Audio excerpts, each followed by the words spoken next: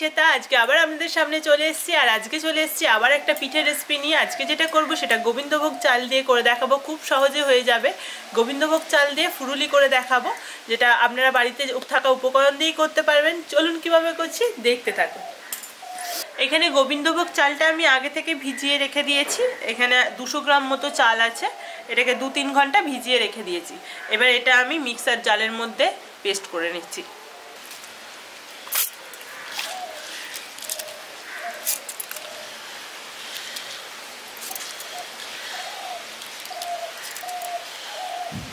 এখানে আমি চালটা গুঁড়ো করে নিয়ে চলে এসেছি, হালকা একটু জল দিয়ে এটাকে পেস্ট করে নিয়েছি, আর এটাকে খুব ভালো করে মিহি করে গুঁড়ো করে নিয়েছি। এবার এটা আমি একটা বড় পাত্রের মধ্যে ঢেলে নিচ্ছি।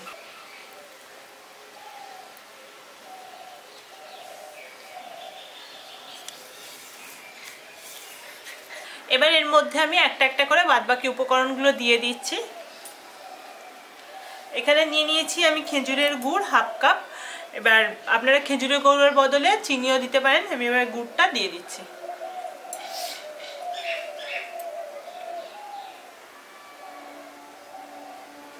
এবার এর মধ্যে দিয়ে দিচ্ছি পাউডার মিল্ক 2 চামচ।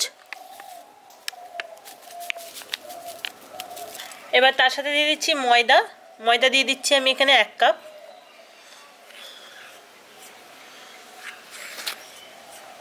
এবার পরিমাণ মতো লবণ দিয়ে দিচ্ছি,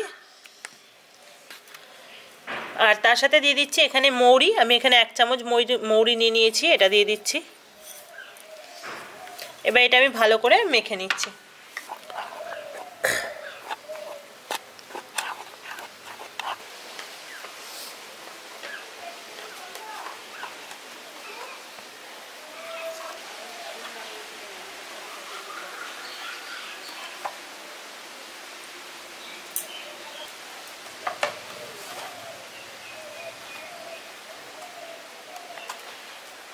এটাকে খুব ভালো করে আমি ফেটিয়ে নিচ্ছি 3-4 মিনিট ধরে।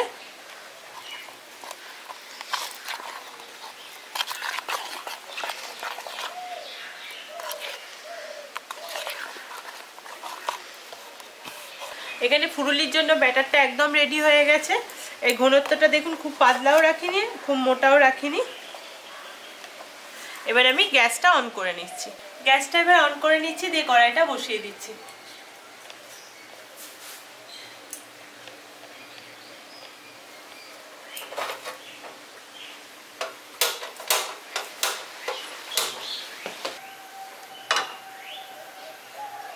কড়াইটা গরম হয়ে গেছে। এবার কড়াইয়ের মধ্যে আমি সাদা তেল দিয়ে দিচ্ছি ফুলুরিগুলো ভাজবো বলে, আর তেলটা একটু বেশি করে দিচ্ছি।